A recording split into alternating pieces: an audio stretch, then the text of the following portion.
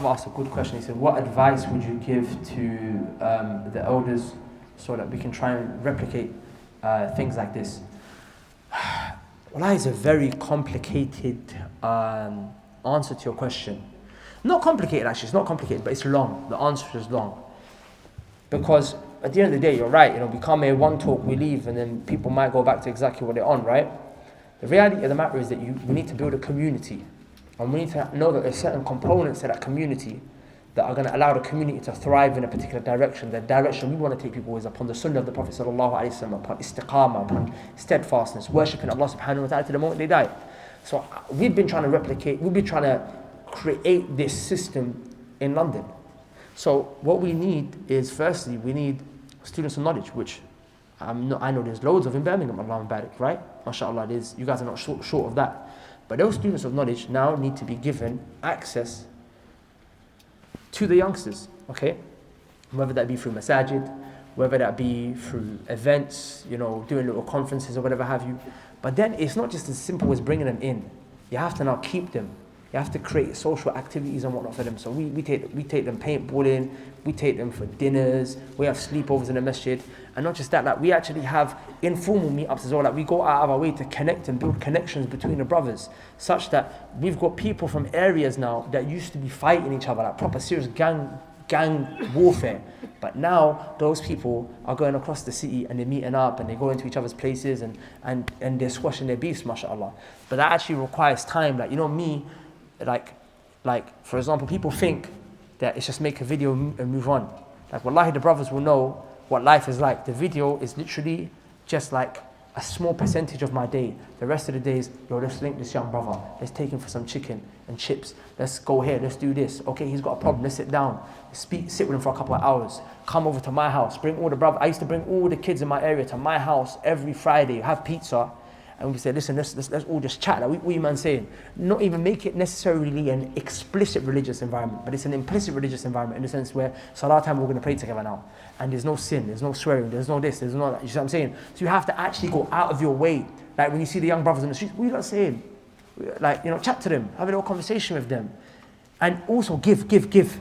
We found that one of the most beneficial things that we did in our da'wah, which we took from the sunnah of the Prophet ﷺ, was to have an open hand.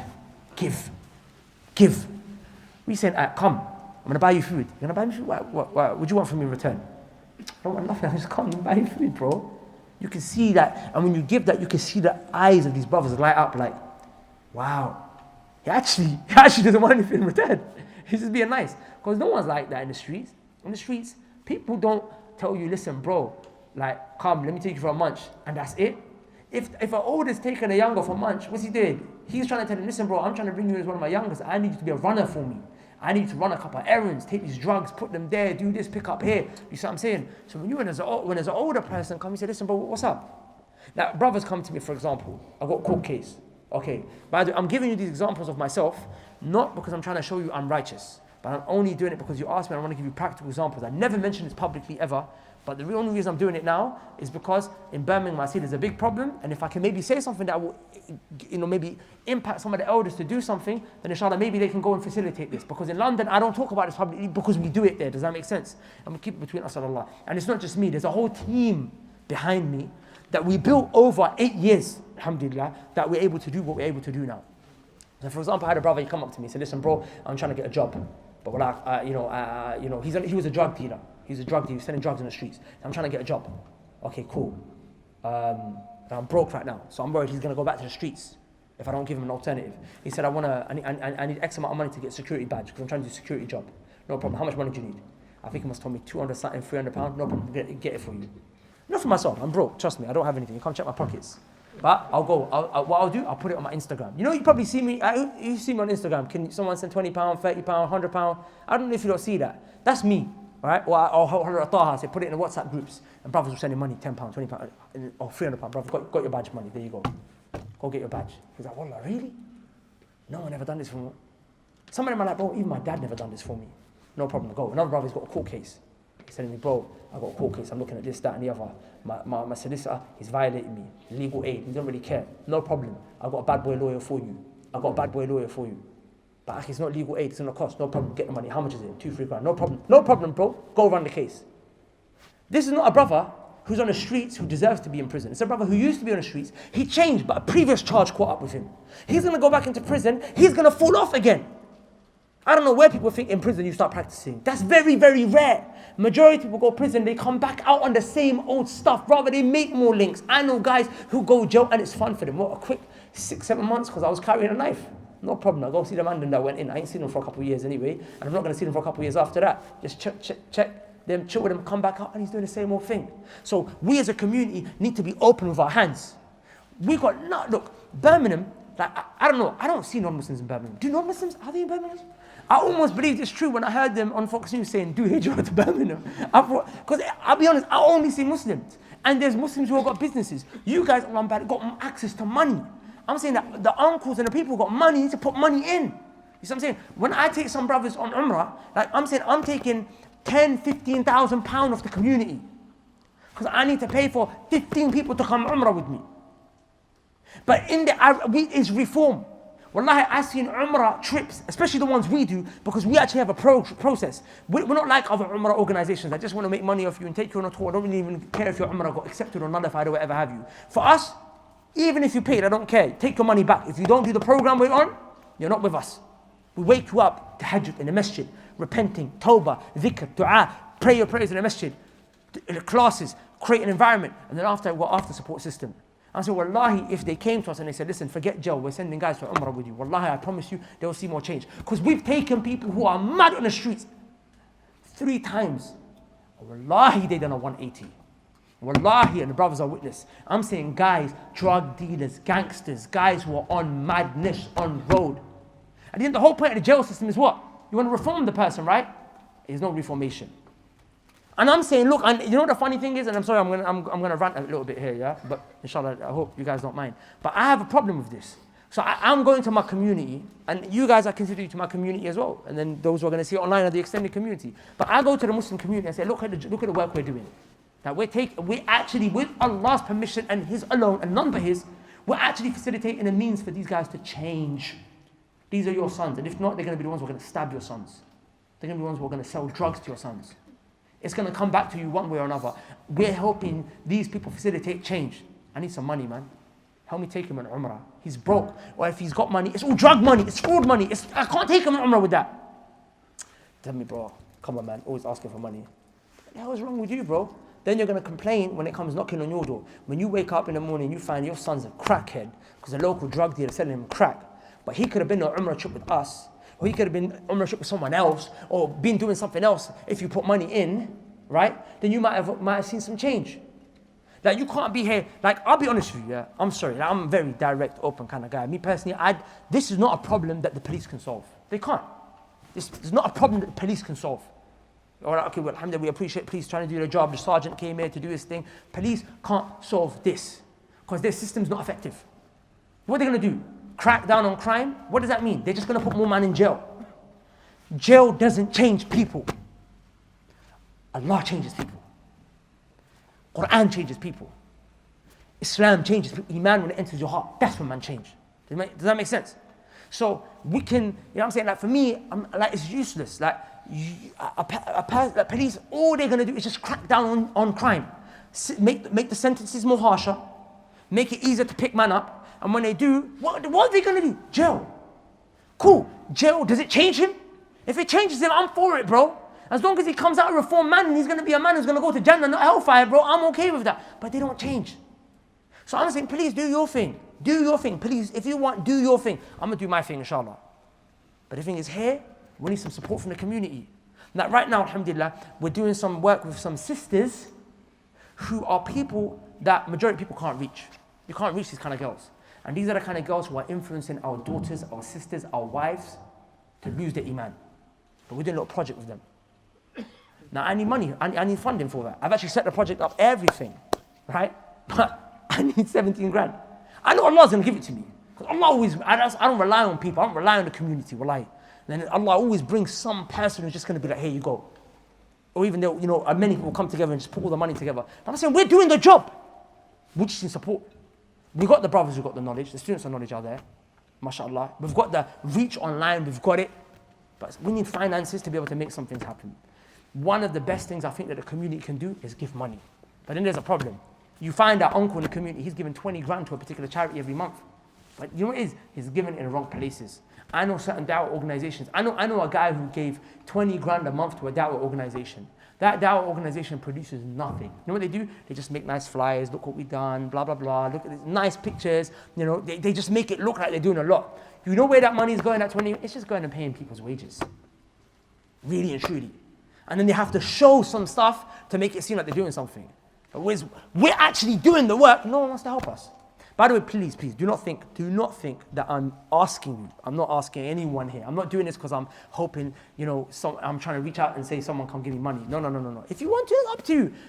Wallahi, full conviction of Allah Azza wa Jal that He's going to give it to us one way or another. But the only reason I'm saying it is because you asked the question. So in the community, if you can reach out to the people who are wealthy, who've got money, create things for them like this. Do you see what I'm saying? Like for example, Wallahi, look, the Prophet sallallahu alaihi wasallam said, Wallahi la an yahdi Allahu bika rajulan wahida khayrun laka min humrin na'am. If Allah guides one person through you, it's better for you than red camels. What's a red camel? It's the Lamborghini Aventador of the Prophet sallallahu alaihi wasallam's time. It was the best ride. How much Lamborghini Aventador? Put your hand up. You can tell me how much Lamborghini Aventador? How much? 450 grand? Is that the average price it goes for? That's $500,000, bro. The Prophet said, one person, if he's guided to Islam for you, is better for you than red camels. Wallahi, from my experience, when you do a talk and you put it together properly, at least, inshallah ta'ala, one person is going to be guided from that talk, right? So I'm saying, even if it means bringing speakers in, sometimes bringing someone internationally, or find young brothers here. Wallahi, one thing that we could do is we understood, I'm only one guy. Ghuled's only one guy. Abbas only one guy. Taha's only one guy. We need multiple of us. So we take brothers, we send them to Egypt. And we arrange funding for them. We pay for their housing there. Not from us, like I said, from the community. Whatever little we get, we pay for their housing, their flights, everything. And they study. So they learn their religion. So then they come back and we've got more people teaching now. Do you get me? So invest. There's so much to do. There's so much money, wallahi. And there's so much to do with that money to be able to aid this cause, but no one wants to do it. Either they put the money in places where it shouldn't be. Wallahi, these people don't know your kids. Wallahi, you can come now, you can give a bag of, you can give this much to the local police force, but I'm telling you, they can't get to the kids. All they can do is just arrest them, lock them up, that's it. No problem. Yes, it stops the problem temporarily, but when he goes back in jail and comes out, promise he's going to come back harder. He's going to have more of a thirst. He's going to say, bro, I missed out 5-6 years. I've got 5-6 years to catch up on. I'm going to sleep with as many girls as possible. I'm going to take as much drugs as possible. I'm going to sell as much drugs as possible. I'm going to catch up on 5-6 years. He's passionate about the streets. Does that make sense? But if you really want to help, wallahi, I swear by Allah, a lot of these kids, wallahi, if we invested money in them, we said, what do you want? A lot of them don't want to be on the streets. These kids don't feel comfortable and they have to walk around with knives and next man might come around the corner and just stab them in the neck. They don't want to. I'm not justifying what they do, but one thing that I do have to somehow have some bit of empathy towards them is that for them, a lot of them, not all, but a lot of them, is kill or be killed. It's kill or be killed. He knows, some of them are just savage, like dogs. They're just killing for no reason. I had someone killed a Hafiz of Quran in Birmingham. That person, if he doesn't make tawbah, I don't know what's waiting for him on the day of judgment. But some people, literally, it's like, bro, a madness happened, because of something dumb anyway, but now it's kill or be killed. So then I know, this is big, he needs to leave the country. Why didn't everyone just pay money, send him to Dubai, for example? There's universities in Dubai.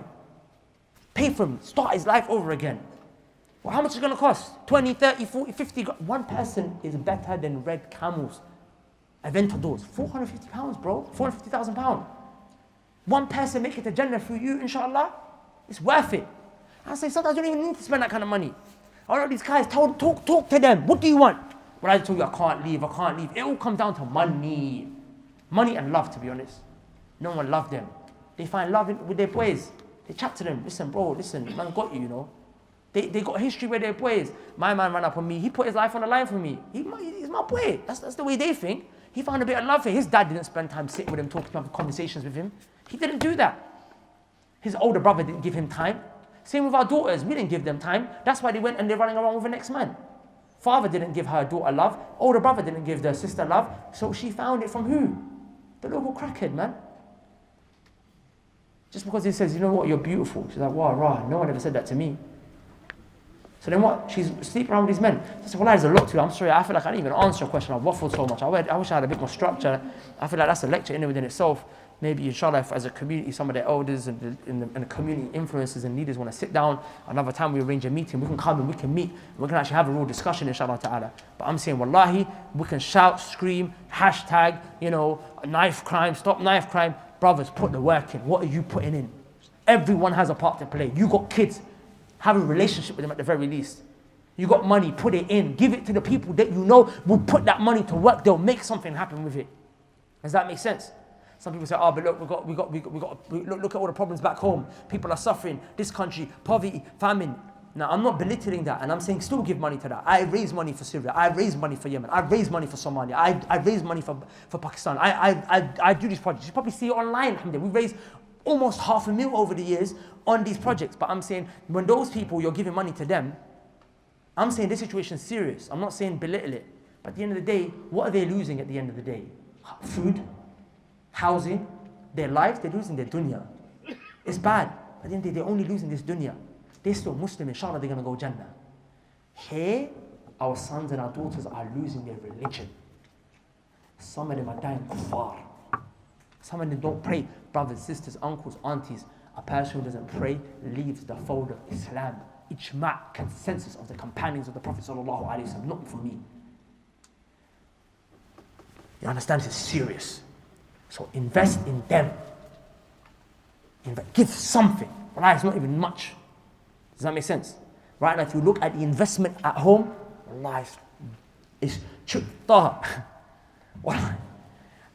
What's our bank account saying right now? The fund. Huh? Huh? Minus. It's minus. Because more time, the brothers, they put the money from their own pockets. Allahumma barik. Because it's not coming in. The problems are too much. If you give me $1,000 today, that $1,000's going to go quick. Because I'm going to send it to someone in Egypt. I'm going to facilitate. I'm going to give it to a kid to go jump on a course so we can get a job. That's going to go quick. I need another $1,000. Do you understand? I'm saying there's like at least 100,000 of us that probably got $1,000 amongst many bags saved in their account. If each one gave one, wallahi, we can start changing communities like that. Now in London, we're actually changing communities. Like when we do our Umrah trips, we go back. For me, it's quality over quantity. I can take people from all over the world. We intentionally make the process harder for the international people. I love them. It's not that I don't like them. But we make it harder for them. Why? Because I want people from the UK. Specifically my community, my locals. Because I want to see them develop. I want to see them get married, their kids. I want them to pray my janazah prayer. I want to pray their janazah prayers. Does that make sense? I want to see my community grow. So we go back to the same community. Say, okay, calm. So who are the guys? Okay, 2-3 guys we talk. Okay. Then those guys go back, they give da'wah to their boys. Okay, who you got lined up now? Yeah, these 2-3 guys, take them. They're the shotters in the ends. Okay, we take them now. Then they change. And then now, that's how you build a community. Wallahi, I remember we were 3 people in one room. Sorry, 4. Our teacher, Ustad Abdurrahman, Brother Guled, myself, and my brother Saad. And people laughed at us. These people who are not in the sunnah of the Prophet, they laughed at us. They said, listen, it's just only you, man, in this room, believe what you believe. Do your thing. The other day, we had a gathering, we had a restaurant, we had to hire out a whole section of the downstairs. Why? Just to have a party with our close family. Not blood family, like our brothers who've been given da'wah to for the last 1.5 years or so. Literally in 2-3 years, the way that it's growing, inshallah, we said we're going to have to hire out wedding banquets just for these little dinners. It's too much, and it's all growing. Does that make sense? So anyway, I'm talking too much. I have to go and call Brother Sulaiman over, inshallah ta'ala. Subhanahu wa bihamdihi. Brothers and sisters, I need your attention for just 1 minute. Our brothers around the world, they need help. Some of them, if they don't get food and water to drink, they are going to die. And then there's others, like those who are back home, who live on the same streets as us. And if they don't get help in terms of spiritual help, they might lose their faith. Now, both those whose lives are in danger and whose faith are in danger, they both need to be helped. But I want to explain to you the repercussions of not helping both of them. You see, if you don't help those who are suffering when it comes to starvation, at least when they will die Muslims. And all that they will leave, or all that they will lose at the end, is their life of this world. But like, if you don't help those brothers and sisters who are struggling in terms of their faith, if they die, then they might actually lose their afterlife and potentially be entered into the hellfire for a period of time, if not eternity. For that reason, it's important that we don't neglect these brothers. For that reason, we started up a project called Umrah with the Mandem, where we take brothers and sisters from around the world, specifically the UK, specifically London, and we take them with us. And we set up a program that facilitates for them to change. We also provide them support for when they return. And we always select a handful of brothers who can't afford it themselves. And this time, we have taken on board more people without paying anything than we ever have before. And we are in urgent need of their costs being covered. So if you would like to help facilitate towards someone's life changing, then please go to the link below, inshallah ta'ala, and donate generously. Remember, if they change their life, then you're actually helping them, inshallah ta'ala, be a part of saving their afterlife. And in terms of reward, then any good that they do from this point onwards, if they change because of your donation and you're sincere, then you're going to get all that reward as well. So on the Day of Judgment, you get this mountain of good deeds, prayers, charity, fasts, all this stuff that you've never done. But why did it come your way? Because you facilitated with Allah's permission for someone to make change. And then when he changed, he or she did all of these things. And now that reward is all on your scales on a Day of Judgment. So please, brothers and sisters, be as generous as you can. Go to the link below, donate like crazy. Barakallahu feek. Assalamu alaikum wa rahmatullahi wa barakatuhu.